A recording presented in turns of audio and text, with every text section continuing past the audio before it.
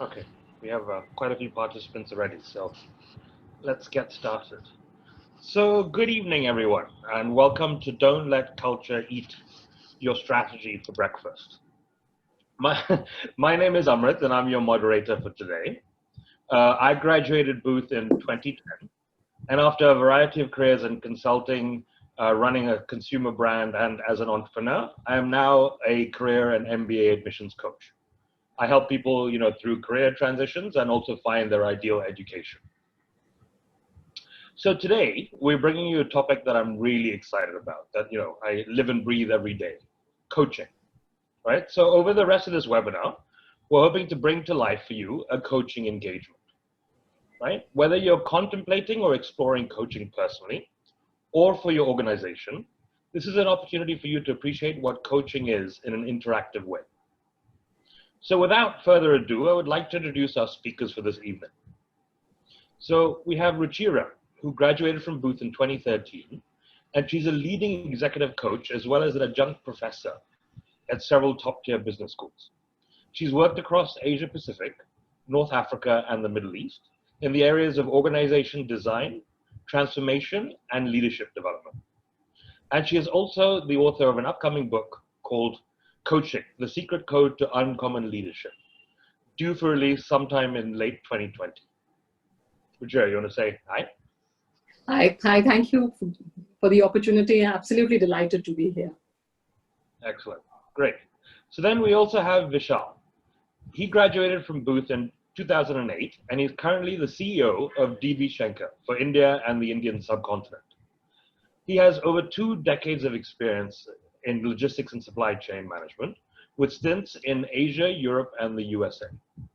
He's previously worked for Maersk, been an entrepreneur, and the CEO of a Blackstone portfolio company. Vishal? Hi, and thanks very much for giving me the opportunity. Great to be here. Excellent. Okay, now to give some context. So basically, DB Schenker is one of the global leaders in supply chain solutions. And in India, it's become a leading player and has, ridden over the last 22 years, has ridden the wave of the sort of economic trade that India's had. And so while sort of profit had been steady, right, the company was experienced some loss of market share in key segments. Now the leadership team was competent, right, experienced, but they were in a comfort zone, right? The sort of changing industry landscape, especially advancements in digitalization and new competition, demanded a learning mindset. See, updating skills was not going to be enough, right? New collaborative ways of working needed to be found. Decision-making needed to be faster and bolder while taking others along in the journey.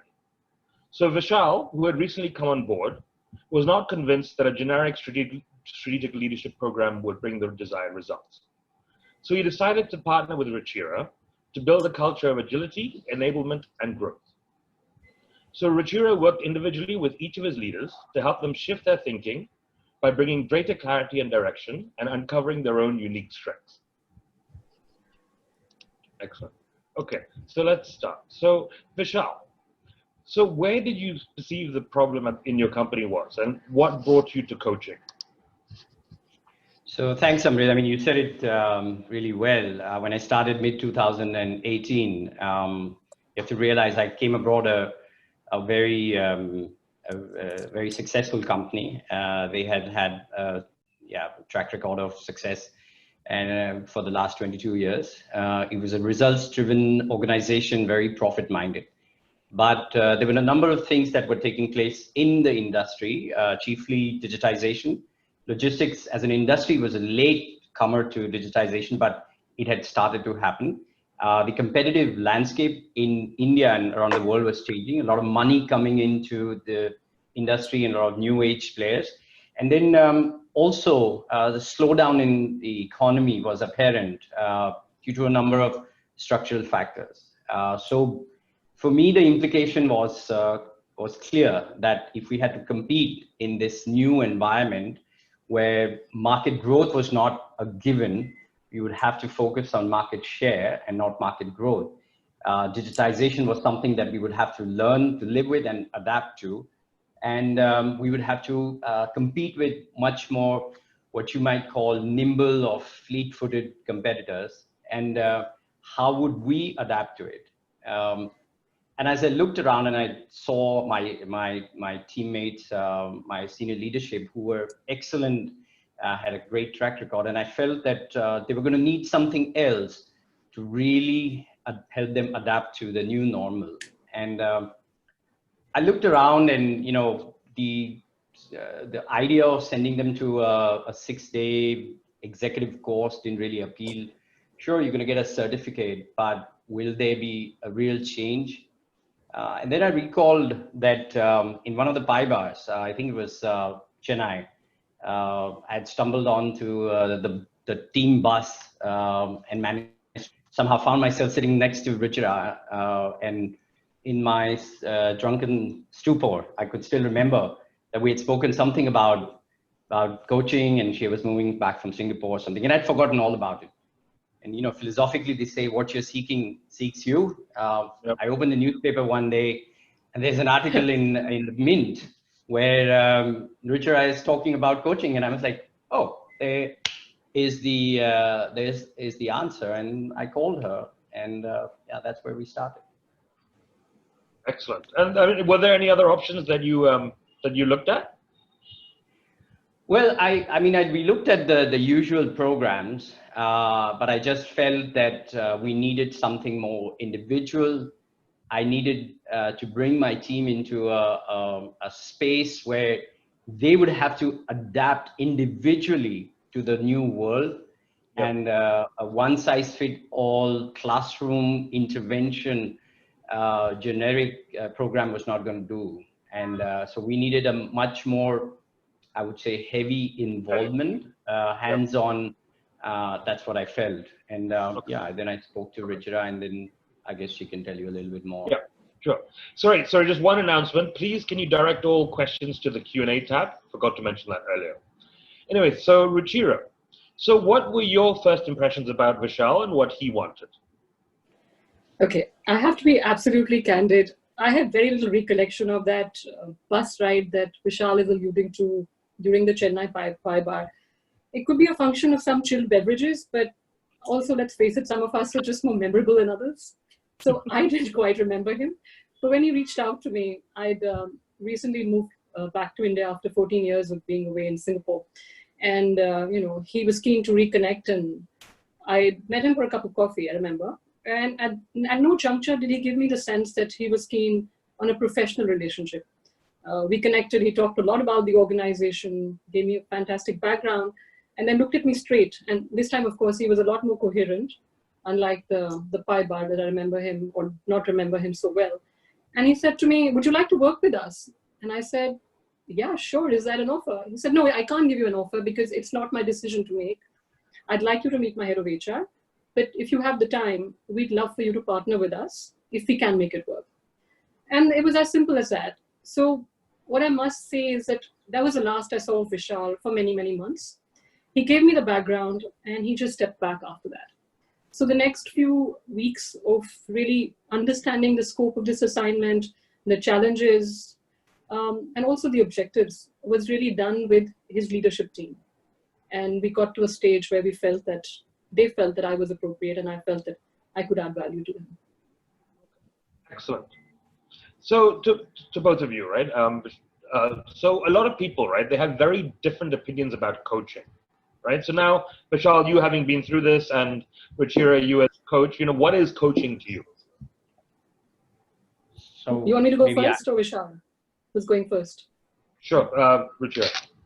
Okay. Vishal, why don't you go first? I'll give the textbook definition then. Yeah, you'll fit the theory to the practice. Of course.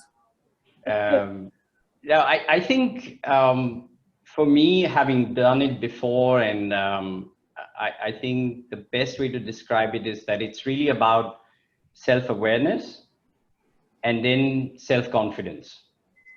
And the bridge from self-awareness to self-confidence is something that a good coach can really help you make.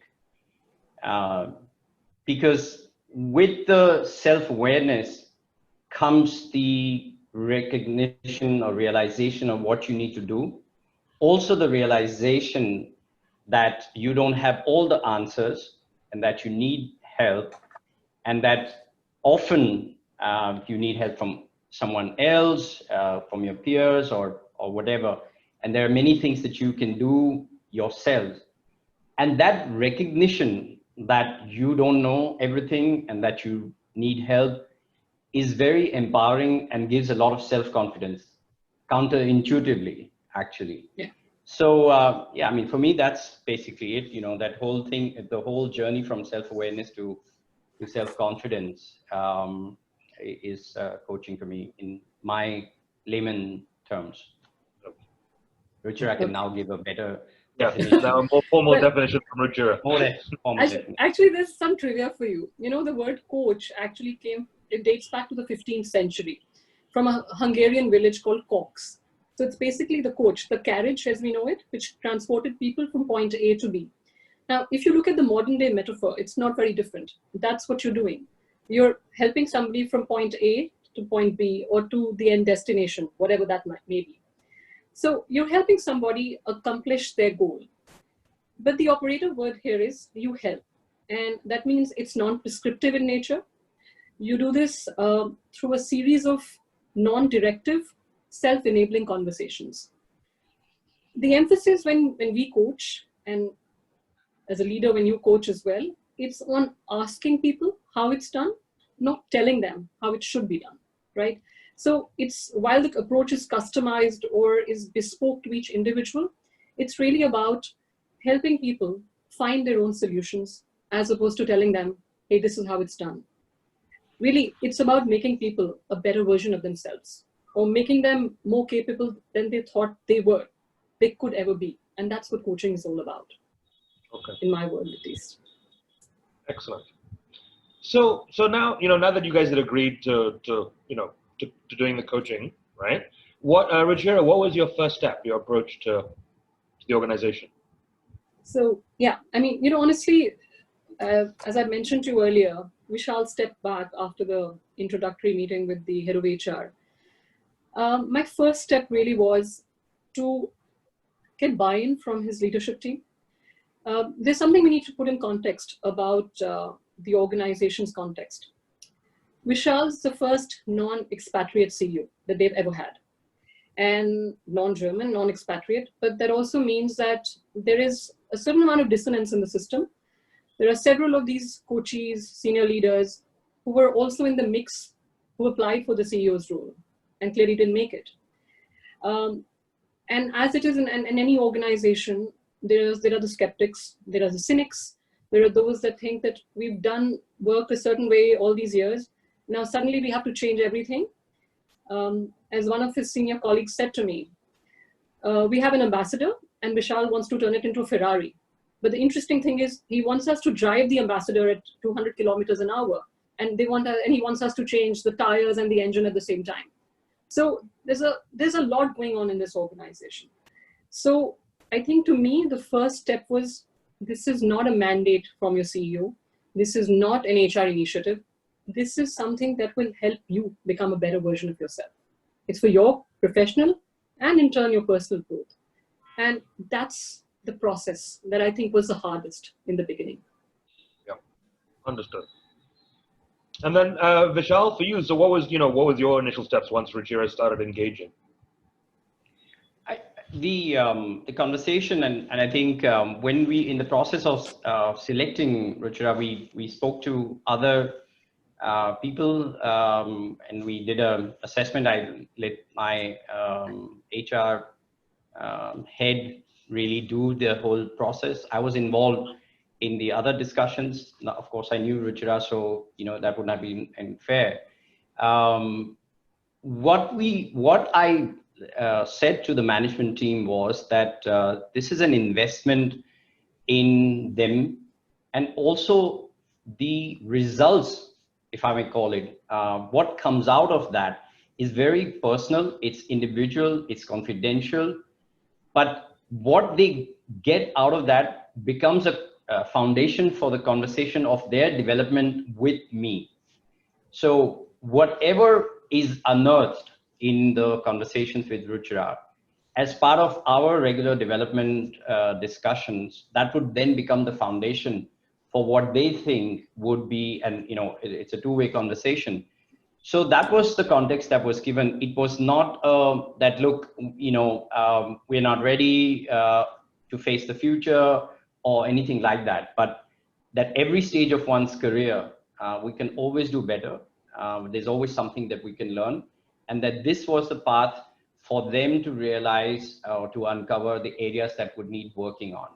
So that's how it was pitched and sort of clarified, so that they were in a safe space and could focus really on the learning outcome of the coaching, rather than the fact that, oh, why is this coaching being offered, but really what the outcome for that would be. And yeah, and that was it. And then the process was between Ruchira and the coaches, and it ran. I mean, the idea was that it would be for a period of 4 months, 3 to 4 months, but some took longer, and it was quite an individual process. But it was left to their own pace, the pace that was determined between Ruchira and the coaches. And then my HR head, our HR head, was involved in basically checking in and seeing how things were going.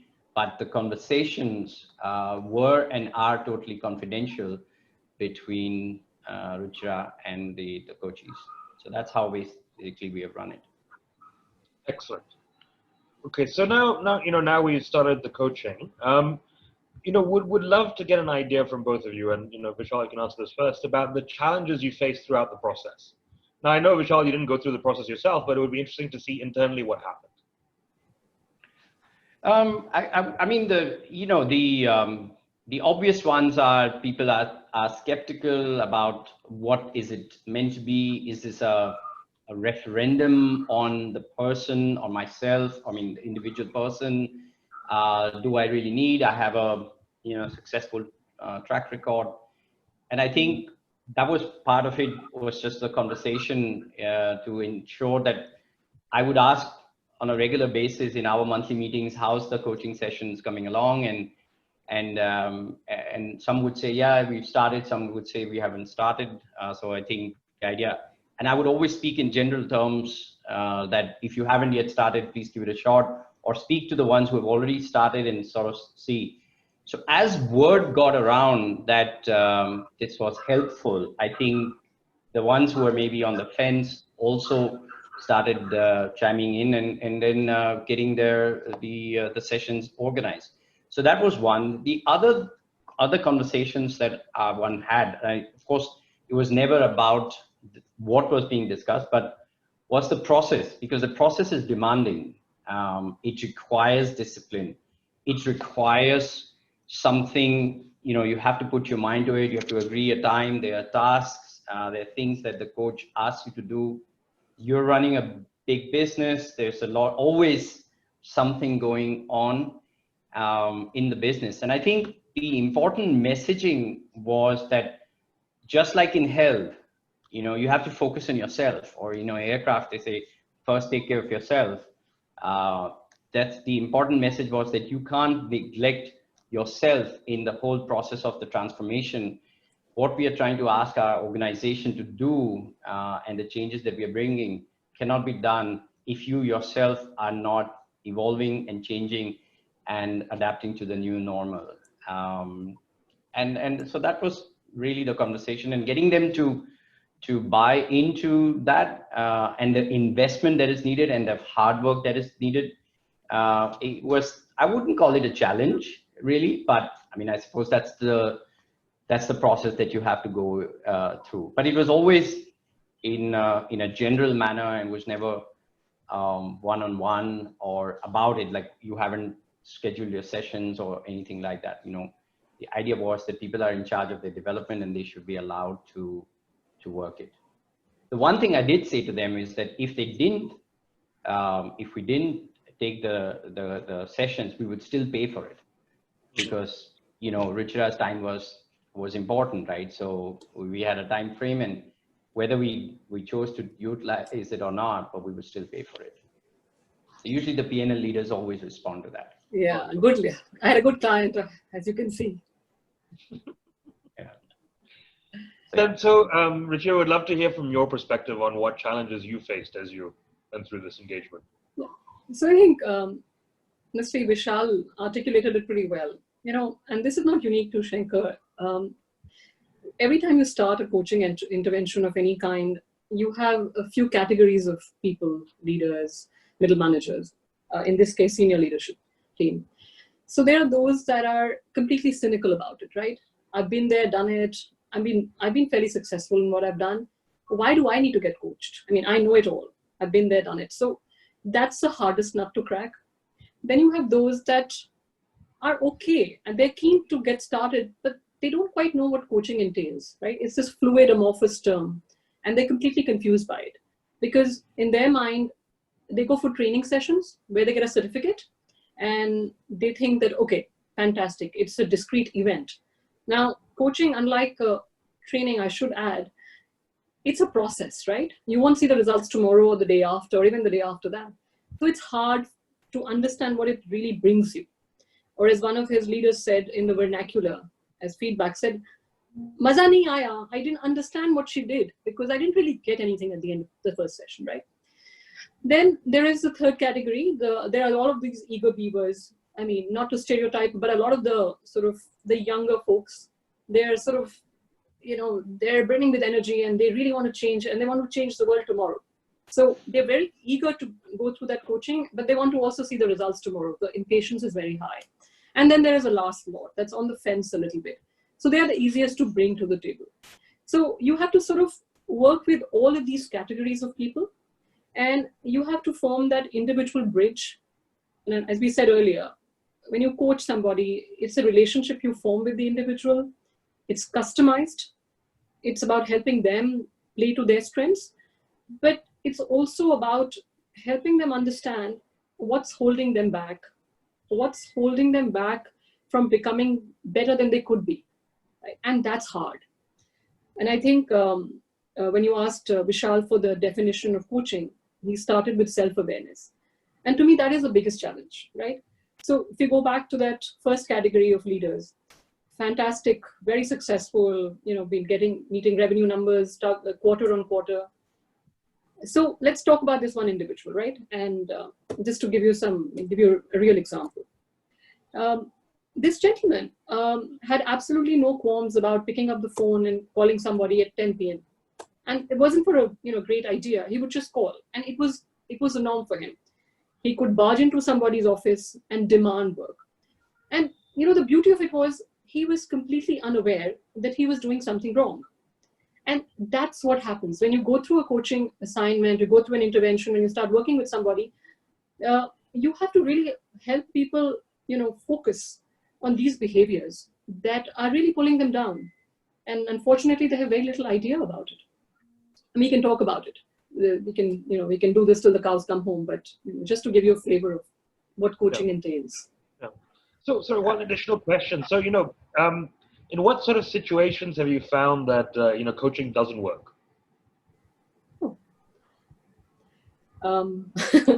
Coaching doesn't work in many situations. The individual, there's only that much you can do, right? You can take a horse to the well, but we can't make him drink it. So there are times when people just are close to the idea of coaching. They think it's, as I said earlier, this amorphous, completely fluid term and it's doing nothing for them. And they will not make the effort. And after a few attempts, you have to retreat and say, that's okay. I mean, it has to come from within. It's a two-way street. It's not an expert dispensing wisdom. It's a coaching expert in this case, helping you find your own path. But if you're not keen to do that, or if you're close to the idea, there's only that much you can do. Then there is the other type, right, which I was going to mention later, but since you brought it up, they confuse a coach with being the couch or a therapist. So they'll come to you with a lot of personal problems. I mean, it's very cathartic for them.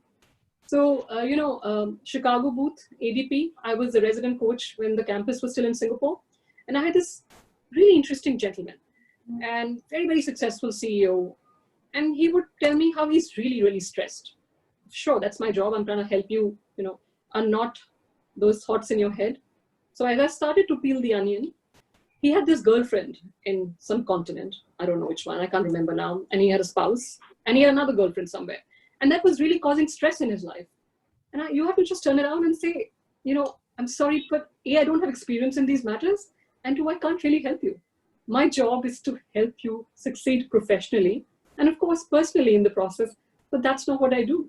So yes, you have that variety as well. It completely confuses coaching with a therapist. Okay, I can understand that. Yeah.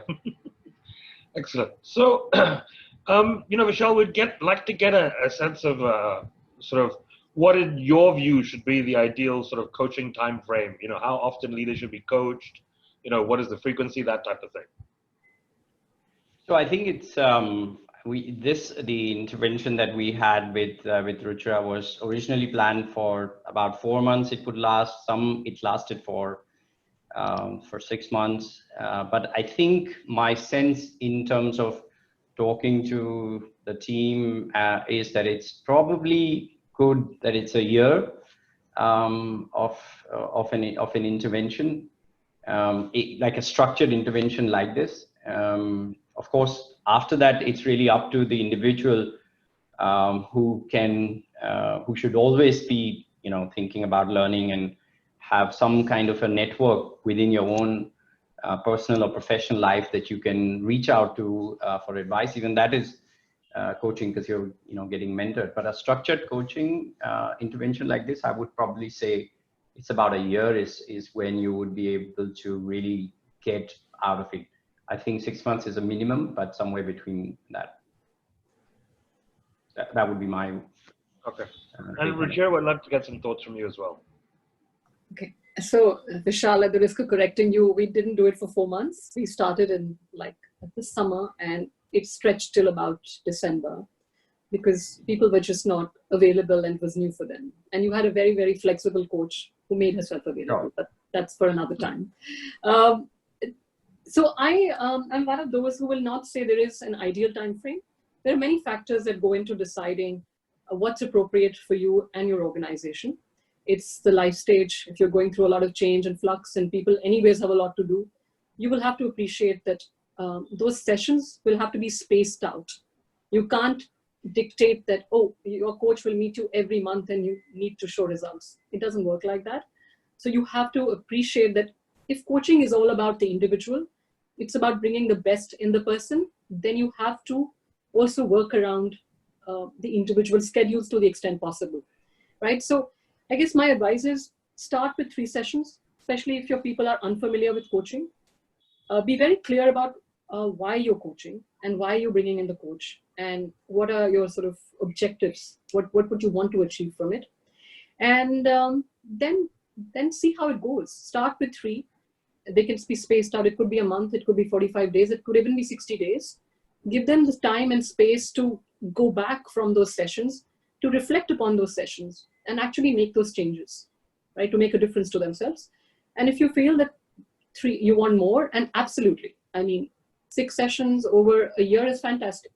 So, but I wouldn't prescribe it in this case. I'd let the organization and the coaches decide if they want more. Yeah, so I think it's also important, if I may say, thanks for correcting that point. I think it was also that if you start the organization with saying, well, you have a year of coaching, right? And they might, the important thing was to keep it bite-sized. This was, and that's how it was scheduled.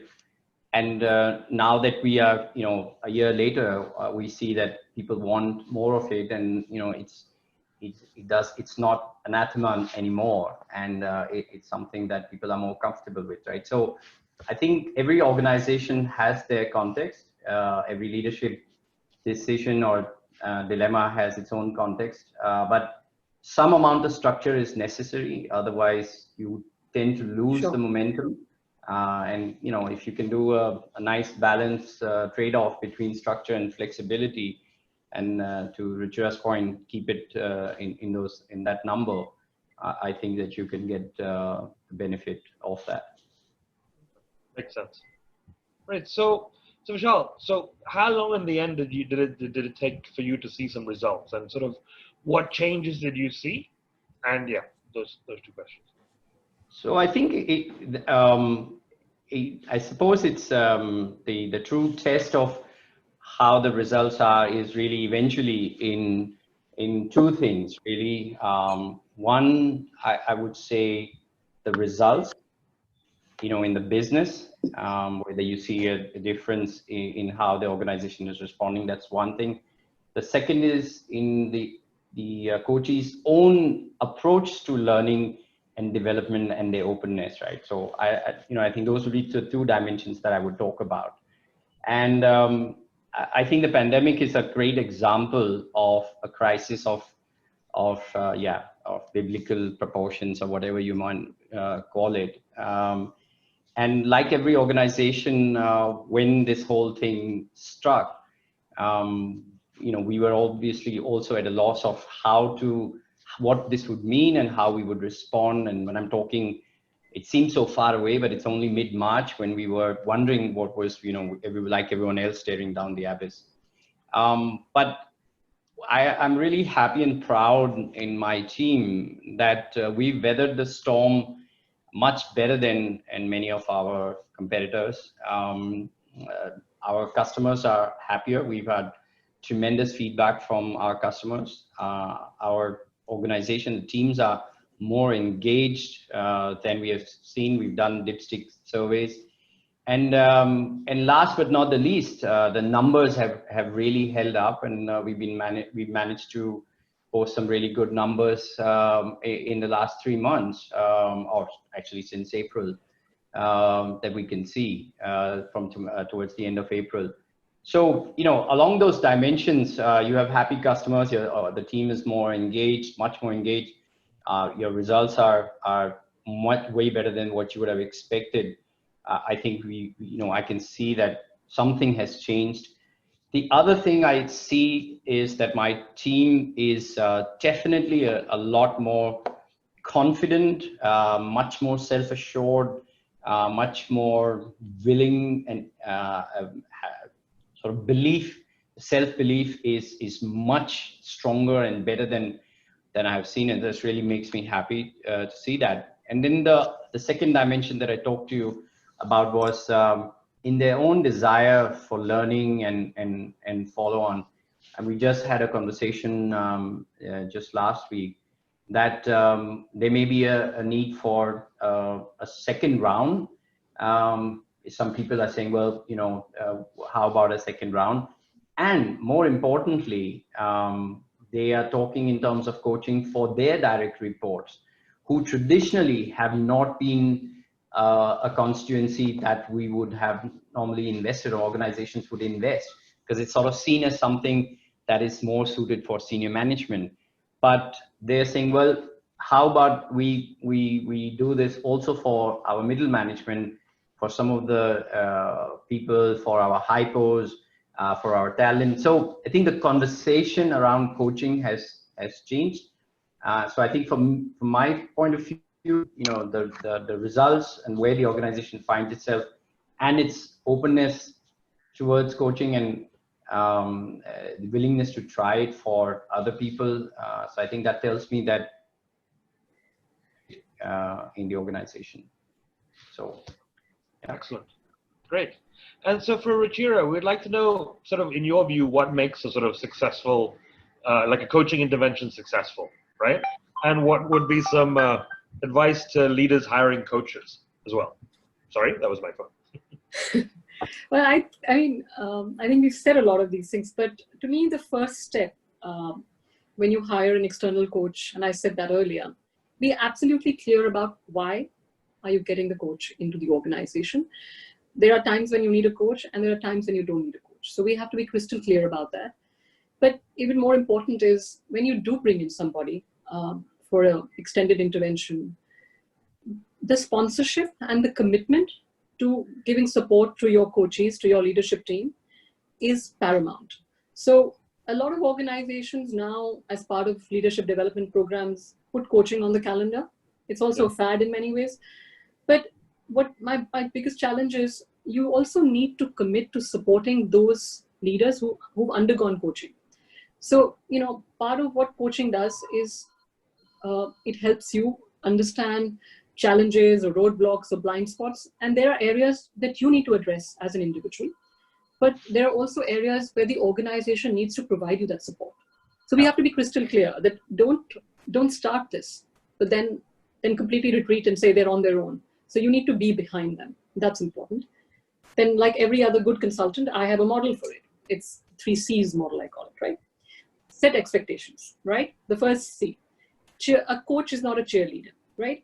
We get it. Senior leaders need a sounding board, and it's lonely at the top. And clearly, as you climb the value chain at the pyramid, you have fewer and fewer people that give you feedback. So yes, a coach does become that sounding board, that individual that you can go to for guidance. But remember, a coach's job is also to help you find your path, or help you discover that path rather, which means there is tough love involved at times. You can't help someone find blind spots if you're always egging them on and saying, fantastic, great stuff. So that part has to be well understood, that's also the coach's job. The couch bit we've talked about, right? This can be a cathartic experience, but the second C, which is the couch, it is not about personal challenges. If there are mental health issues, if there's stress, if there's depression, people like us can help identify it. And we can then flag it appropriately. But that's not what we do. This is not what coaching does for you. And the last bit, which I think Vishal said again in his own way, is don't make your coach, your external coach, whether for a year or 6 months or 2 years, a crutch. You have to think about coaching as perhaps a competency that every manager in your organization, regardless of the level, should think of imbibing the competency. And when I mean coaching as a coach, as a leader, I don't mean the kind of hour-long intense conversation that you're having with somebody like me. It's simply, it's those meetings in the corridors. It's a check-in to find out how somebody's doing. It's timely feedback right after a good meeting or even a not so good meeting. It's what Vishal did to empower his head of HR. He gave her a seat at the table. He was convinced that training was not the answer, but he did not thrust his opinion. He did not trust his views. So she took that decision independently, post conversations with me and the other leaders of the organization, right? So coaching is all about making others shine, giving them exposure, giving them a seat at the table. That's also coaching. And as long as we understand that this is a trait or a competency that we should try and imbibe as CEOs, as leaders down the line, I think it'll make for better coaches and more engaged individuals. Excellent. Thank you so much. If I may just add, I think for a lot of this experience, I think also taking reference for the pandemic, I think when you look around, experience has really stood out. Companies that have had experienced people in their ranks who've really seen crisis and have been through it all have really managed. And I think and a lot of times I feel that organizations tend to undervalue some of the older folks and who have experience and maybe have not had a fast track career or whatever. But I think certainly now as you navigate an uncertain world, having seen a bit of life, having seen some ups and downs really is valuable.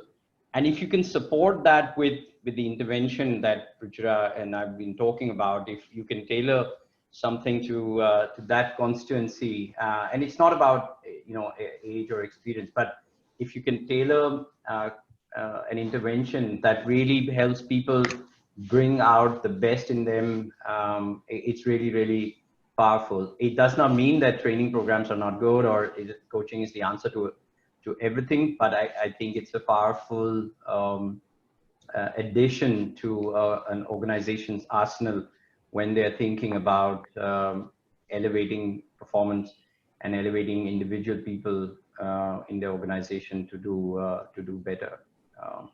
And the last thing is that the organization has a responsibility also to support, because obviously the expectations are then higher, and can you create stretch assignments? Can you create an environment where it's okay to talk about this, and what other development opportunities you can create for coaching to be successful? Like any other training or any other intervention, it's a joint responsibility, but it is a joint responsibility. It is not just the company or the individual. So. Okay, excellent. Thank you both so much for telling us about the experience. And now I have some questions from the crowd. So everyone, please post your questions in the Q&A tab, as we have quite a few. Okay. So first question is from Saurabh Sharma, right? He's like, were there situations where an additional third-party assistance was sought?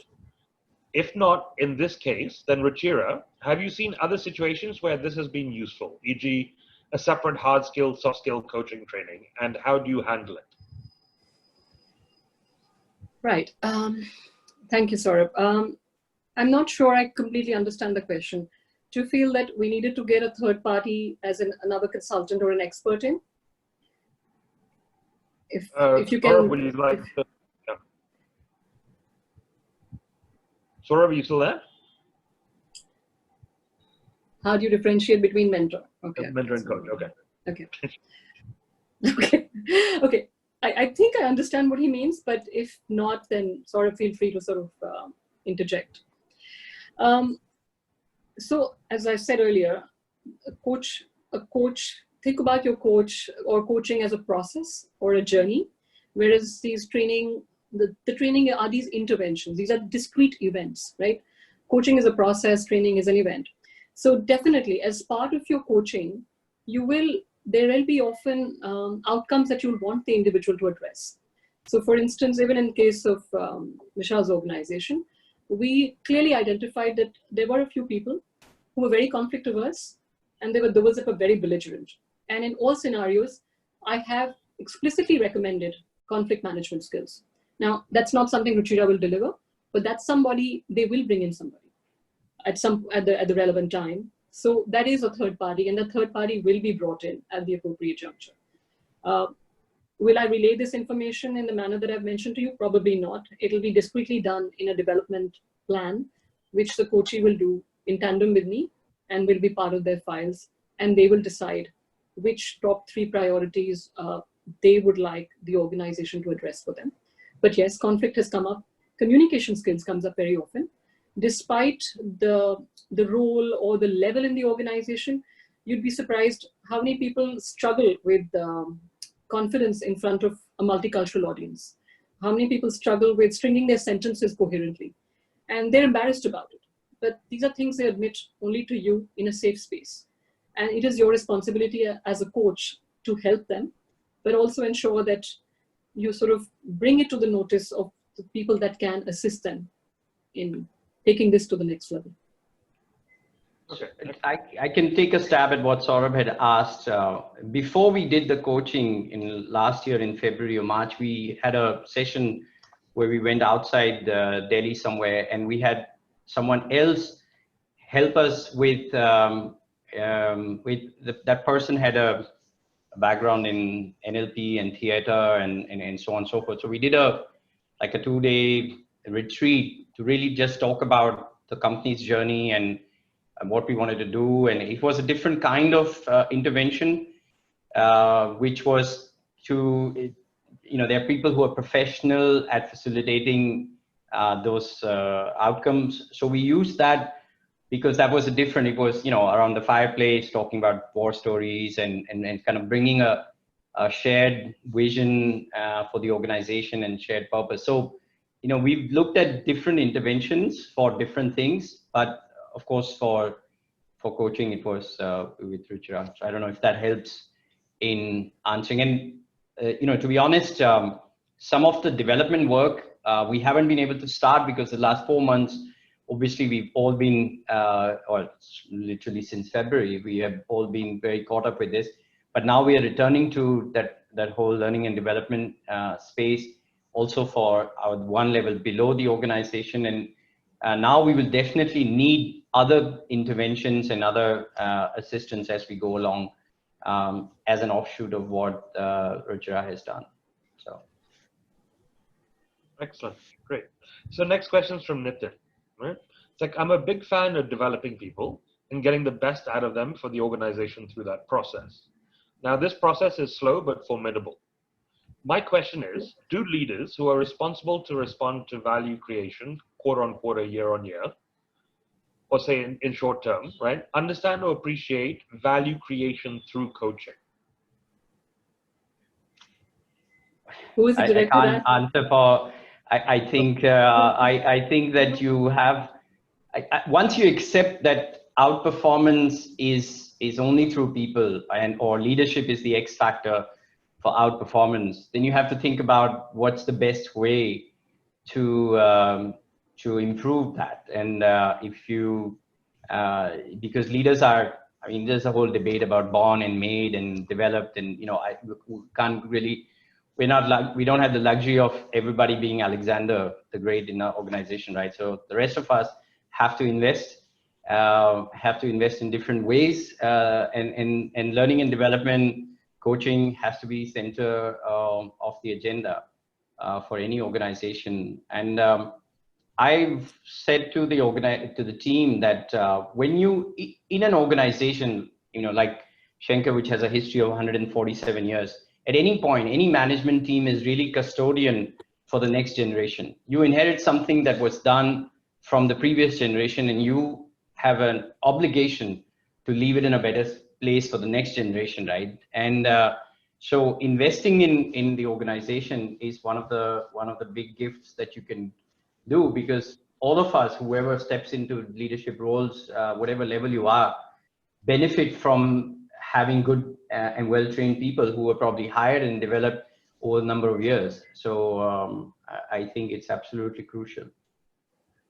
Okay. Well, if that helps, whether it's a Satya Nadella or Bill Gates, or perhaps an Indra Nooyi, everybody's telling you coaching helps. And a coach is the best investment they've made. So maybe that's saying something. Okay. Well, this follows on perfectly to the next question, which is, okay, how do I show ROI to my CFO about coaching? Because the biggest challenge is benefit is not that's challenge. Vishal's question.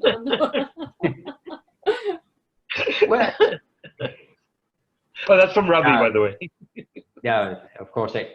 Well, I mean, I think that's obviously that's the eternal question of which part of advertising works, or did leadership development actually benefit, right? And I think what you need to do is look at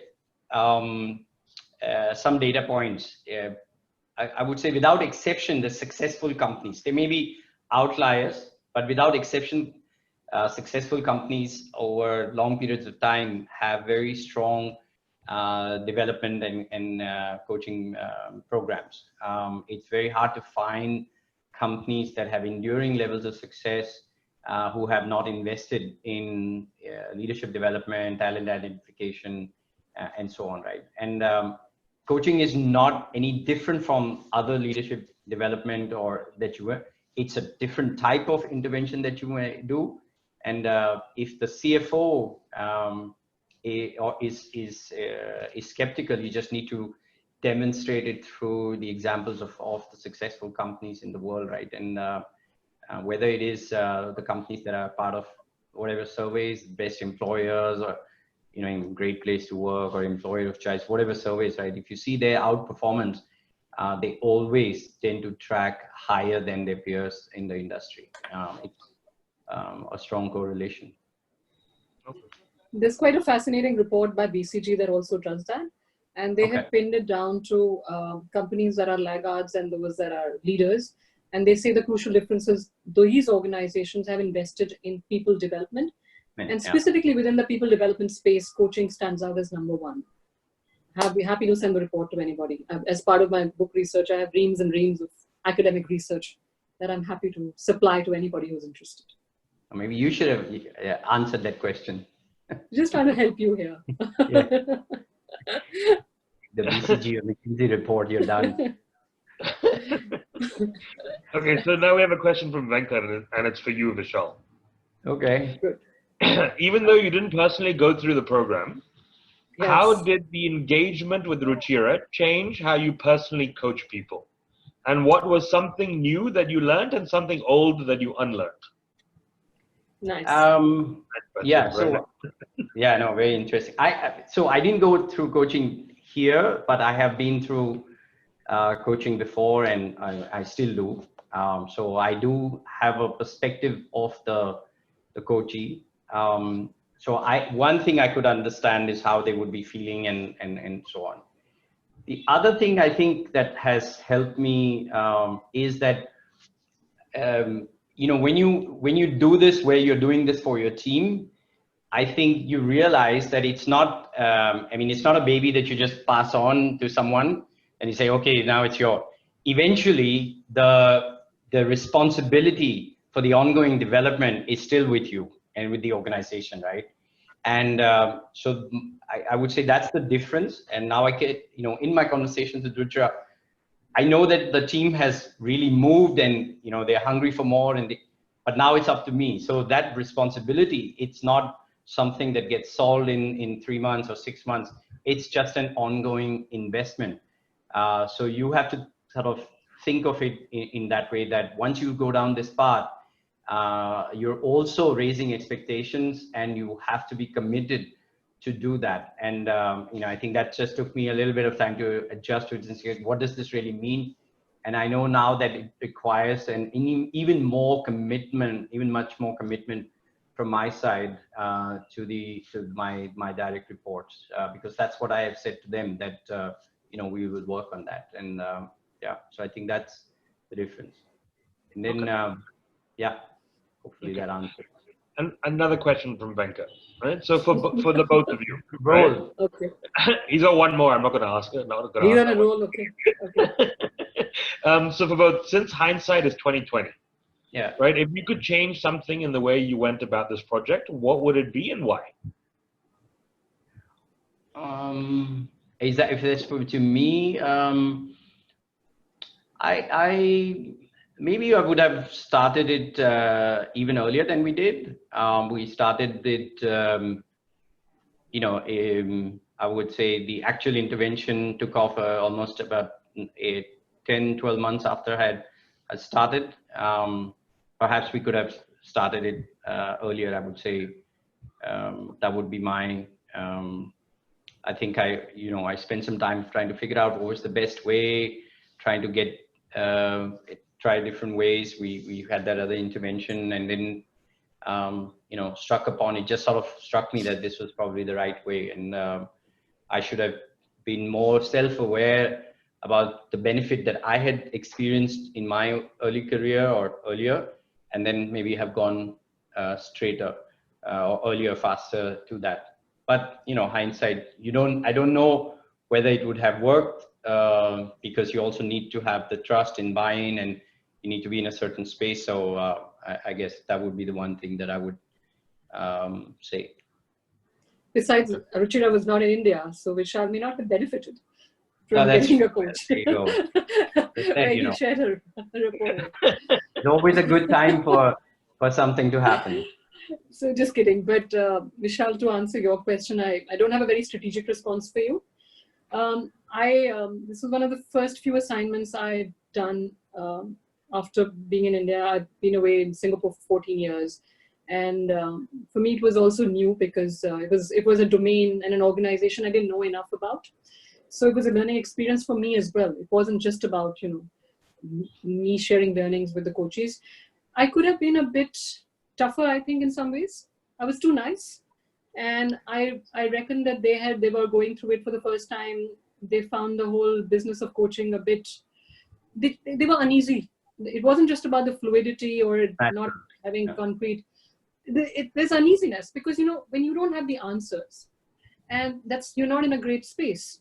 We've always been taught, we've been conditioned to believe that as leaders, we provide answers. We always have to know what's right and what's wrong. But coaching is not about that.